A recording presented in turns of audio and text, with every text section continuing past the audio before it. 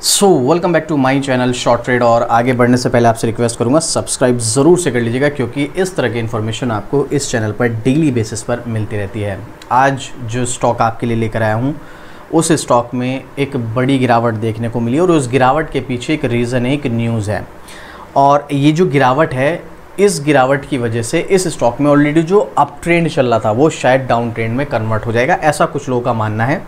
और इस गिरावट का जो रीज़न है वो कितने टाइम तक चलेगा, काफ़ी सारी चीज़ें हैं। कौन से स्टॉक की बात कर रहा हूँ, अगर आपके पास स्टॉक है या आप इस स्टॉक में एंट्री लेने का प्लान कर रहे थे तो कमेंट करके बताना, जिसका नाम है मुथूट फाइनेंस। स्टॉक में लगभग 6% के समथिंग की गिरावट, 2000 रुपये स्टॉक का प्राइस। अब देखो आप ज़रा यहाँ पर पहले इसके ट्रेंड की हम यहाँ पर बात कर रहे हैं तो आप देखिएगा पिछले एक महीने में स्टॉक 7.5% गिरा, कोई बात नहीं। 6 महीने में 3.5% की तेज़ी, और पिछले एक साल में अगर आप देखोगे यहाँ पर तो भाई 20% की तेज़ी। देखो थोड़ा स्लो चलता है लेकिन ट्रेंड इसमें अप ही है। और ये अगर हम इसकी गिरावट ख़त्म कर दें जो कि 16-17% की है, तो इस स्टॉक ने ऐसी बात नहीं 50% के समथिंग का एक साल में रिटर्न दिया है, जो कि अच्छा रिटर्न होता है एक साल के हिसाब से। बट ये जो यहाँ पर गिरावट हुई है, अब ये टेम्परेरी गिरावट है या ये गिरावट अब कंटिन्यू रहने वाली है? किसी ने हाई लेवल पर स्टॉक में एंट्री ले ली है तो क्या करना चाहिए? हम लॉस में हैं, हमको एंट्री लेना है, होल्ड करना है, एग्जिट करना है? काफ़ी सारे क्वेश्चंस माइंड में हैं।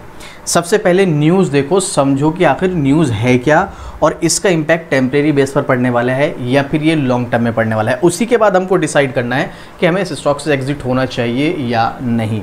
तो देखो, मैं वैसे तो अपना पर्सनली ओपिनियन शेयर करूंगा और न्यूज़ के बेस पर मुझे क्या लगता है वो आपके साथ शेयर करूंगा। बट फिर भी अगर आपको स्टॉक से एग्जिट करना है, एंट्री लेनी, होल्ड करना है, अपने फाइनेंशियल एडवाइज़र से सलाह ज़रूर ले लेना, उसके बाद ही डिसीजन लेना। आपको नहीं कुछ समझ में आ रहा है, कोई डाउट रहता है, कोई क्वेश्चन रहता है तो कोई इशू नहीं है, आप कमेंट कीजिएगा। मैं डेफिनेटली हर कमेंट का रिप्लाई करता हूँ, तो आपके कमेंट का भी रिप्लाई करूँगा, तो आप कमेंट कर सकते हैं। अब देखो मैं आपको न्यूज़ दिखाता हूँ, उसके बाद आगे कंटिन्यू करते हैं।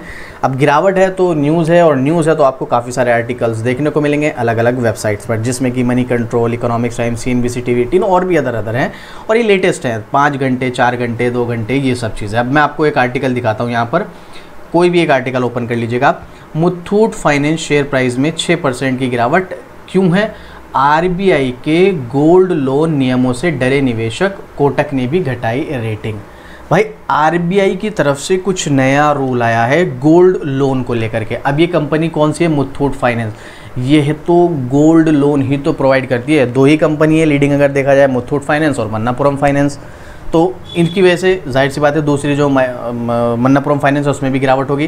बट एक ही नियम तो दोनों के लिए एक है, तो कोई से भी एक नियम पढ़ लीजिए, रूल क्या है, उसके बाद हमें पता चलेगा टेम्परेरी गिरावट है या फिर कोई ज़्यादा प्रॉब्लम रहने वाली है आगे चल के। काफ़ी सारे क्वेश्चंस हैं। अब देखिएगा क्या है, ये लेटेस्ट अपडेट है।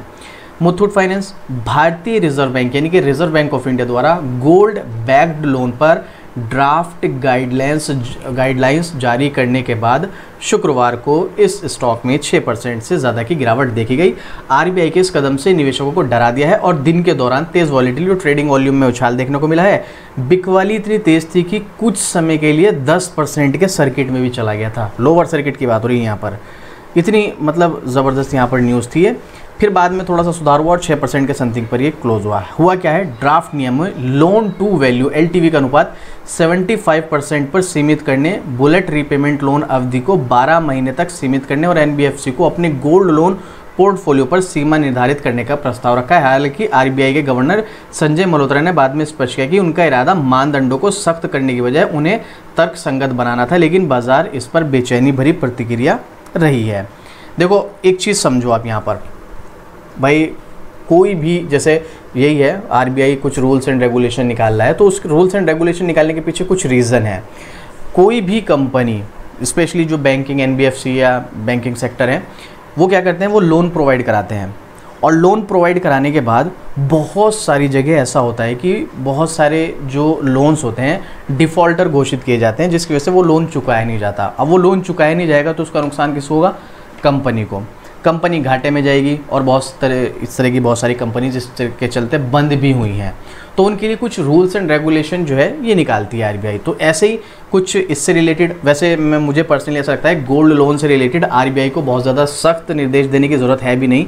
क्योंकि अगर मान लो, मैं ही अपना ही एग्जाम्पल ले लेता हूँ, मैं जाता हूँ किसी मुथूट फाइनेंस या मन्नापुरम फाइनेंस किसी भी गोल्ड लोन वाली कंपनी पर, मैं अपना गोल्ड देता हूँ, लो भाई ये रखो और मेरे को आप इतना पैसा दे दो इसके बदले। जितना भी मिलता है 75% या जो भी है उनका रेशियो होता है, वो मुझे पता नहीं है कितना है। एग्जाम्पल के लिए मान लो मैंने 1 लाख रुपए का गोल्ड दिया वहाँ पर और मुझे 75,000 रुपये मिले। अब अगर मैं 75,000 रुपये चुकाता हूँ उनका, तो मुझे वो 1 लाख का गोल्ड वापस मिल जाएगा, मतलब ब्याज सहित 75,000 प्लस जो भी उसका ब्याज होगा। और अगर मैं नहीं चुका पाया तो भाई मैं तो उनको नहीं चुका पा रहा हूँ, लेकिन उनके पास मेरा गोल्ड तो है और गोल्ड का रेट बढ़ता है। आज से आप 10 साल पहले देखो गोल्ड का रेट क्या था, आज की डेट में क्या है। तो मतलब सामने वाली कंपनी को लॉस नहीं है, उसको तो फ़ायदा ही है।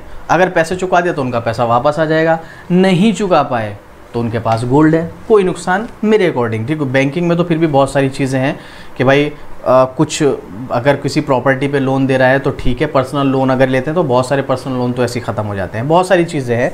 तो यहाँ पर उनके चलते गवर्नमेंट या आरबीआई कुछ ना कुछ रूल्स लाती है, तो यहाँ पर भी कुछ रूल्स लेकर आई है ये यहाँ पर इसके बारे में।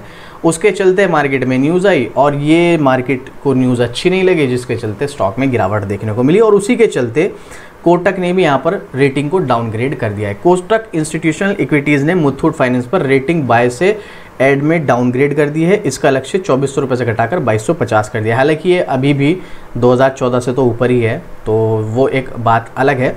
यहाँ पर आय अनुमानों में 10% की कटौती की। ब्रोकरेज ने कहा है कि फिलहाल हम अंतिम मानदंडों का इंतजार कर रहे हैं, इस पर ग्रोथ और मार्जिन मान्यताओं को कम किया गया है।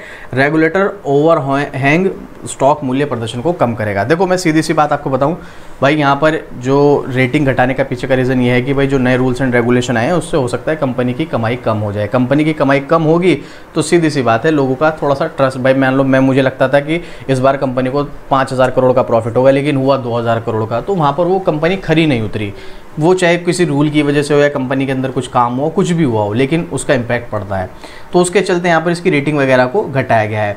इसके अलावा यहाँ पर और भी हैं, एक्सिस सिक्योरिटीज़ ने भी थोड़ा सा बताया है, जेफरीज़ ने भी यहाँ पर कुछ बताया है। हालांकि जेफरीज़ ने यहाँ पर 2615 का अभी भी लक्ष्य रखा हुआ है और उन्होंने अभी भी अपना पसंदीदा स्टॉक में इसको जगह दी हुई है। देखो सबके ब्रोकर्स के अपने अपने ओपिनियन होते हैं। इसके अलावा यहाँ पर अगर आप देखेंगे तो मॉर्गन स्टैनली ने मुथूट पर थोड़ा सा नजरिए जो है दबाव की चेतावनी दी है और थोड़ा सा मतलब रिस्क बताया है इस स्टॉक में। लेकिन ओवरऑल अगर आप देखोगे मनी कंट्रोल की वेबसाइट पर अभी भी, तो यहाँ पर आप नाम पढ़ लीजिएगा पहले मुथूट फाइनेंस, और आप देखेंगे तो 20 एनालिस्ट में से 50% बाय, 25% आउटर परफॉर्मर, 25% होल्ड ही है। यानी कि वैसे तो देखो ये कोई बहुत बड़ी नेगेटिव न्यूज़ है नहीं, इसका इम्पैक्ट 2-4 दिन या 5-7 दिन पढ़ने के बाद, या हो सकता है 2 दिन में ही आप देखेंगे स्टॉक नॉर्मली परफॉर्मेंस करने लगे। लेकिन अगले 1 साल के हिसाब से, 2 साल के हिसाब से या 3 साल के हिसाब से अगर आपने इस स्टॉक में एंट्री ले रखी है तो कोई प्रॉब्लम वाली बात मुझे नज़र नहीं आती है। मेरे अकॉर्डिंग इस स्टॉक में आप बने रह सकते हैं और हो सकता है अगर आपकी कैपेसिटी है तो आपने एवरेज करने की अगर कैपेसिटी तो एवरेज कर सकते हैं, वो आपके ऊपर डिपेंड करता है। क्योंकि 20 एनालिस्ट ने अगले 1 साल के हिसाब से यहाँ पर सभी के सभी ने ऑलमोस्ट बाय कहा है, किसी ने भी सेल नहीं कहा है कि अगले 1 साल में स्टॉक में आपको रिटर्न मिलेगा। प्लस इसमें अप ट्रेंड भी है जो कि मैंने आपको दिखाया। वहीं पर अगर आप पब्लिक का ओपिनियन देखेंगे तो 50-50 देखने को मिलेगा। टेम्परेरी बेस पर तो देखो मैं आपको बिल्कुल भी स्विंग ट्रेड के चक्कर में पढ़ने को बिल्कुल मना करूँगा अभी तो फिलहाल इस स्टॉक में। टेक्निकली अगर आप देखोगे तो देखो यहाँ पर मैं इसको जूम आउट कर रहा हूँ ना, तो यहाँ पर स्टॉक में क्या नज़र आ रहा है आपको, मैं आपको एक लाइन ड्रॉ करता हूँ, सीधा सीधा अप ट्रेंड है। और मैं आपको हमेशा एक चीज़ बोलता हूँ, अप ट्रेंड वाले स्टॉक में पूरा फ़ायदा उठाओ एंट्री लेकर। बस याद रखना कोई नेगेटिव न्यूज़ ना, क्योंकि नेगेटिव न्यूज़ ट्रेंड चेंज कर देती है। यहाँ पर नेगेटिव न्यूज़ है बट ये टेम्परेरी बेस की है। अब स्टॉक आपको एक अच्छे डिस्काउंट पर ऑलरेडी मिल रहा है, क्योंकि स्टॉक 2440 रुपये तक, या लगभग मैं कहूँ तो 2425 रुपये तक गया था और इसका लो गया था 1965 तक, अभी 2000 पर है। ऐसे में आप यहाँ पर एंट्री अगर लेना चाहते हैं तो पहली बात तो जैसे कि मैंने आपको बताया थोड़ा स्लो चलने वाला स्टॉक है। अगर इसका मार्केट कैप देखेंगे तो 6000 करोड़ के समथिंग का मार्केट कैप है, तो आप इसमें बाय ऑन डिप या फिर आप SIP के थ्रू जा सकते हैं अगले 2-4 साल 5 साल का अगर आपका व्यू है, क्योंकि उसके हिसाब से कंपनी बहुत अच्छी है। ये तो चलो बीच बीच में छोटी मोटी न्यूज़ आती रहती हैं, RBI ने अब ये रूल लाया, हो सकता है और 2 महीने बाद कुछ और छोटी मोटी नेगेटिव न्यूज़ आ जाए, बट उसका इम्पैक्ट लॉन्ग टर्म के पर्पज से इसके बिजनेस मॉडल को अगर आप देखोगे तो उस पर कोई खास फर्क नहीं पड़ने वाला है। उसके हिसाब से दमदार स्टॉक है और ये मेरा पर्सनल ओपिनियन है, हो सकता है मैं गलत हूँ।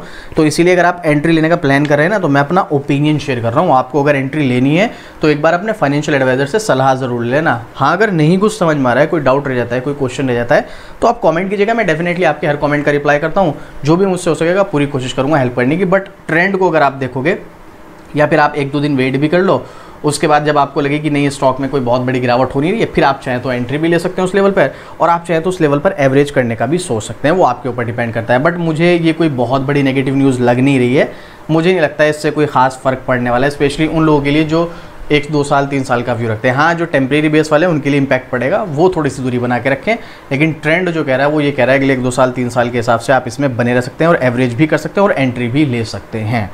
आपको क्या लगता है? आपके पास स्टॉक है, आपका कोई ओपिनियन है, अपना कुछ भी इसके बारे में, स्टॉक के बारे में ओपिनियन शेयर करना चाहते हैं, कोई डाउट कोई क्वेश्चन है तो भी कमेंट कीजिएगा, आपको डेफिनेटली रिप्लाई मिलेगा। और इस तरह की डेली अपडेट के लिए शॉर्ट ट्रेड को सब्सक्राइब भी ज़रूर से कर लेना। तो चलिए मिलता है फिर से इसी तरीके एक और ज़बरदस्त जानकारी के साथ। जय हिंद।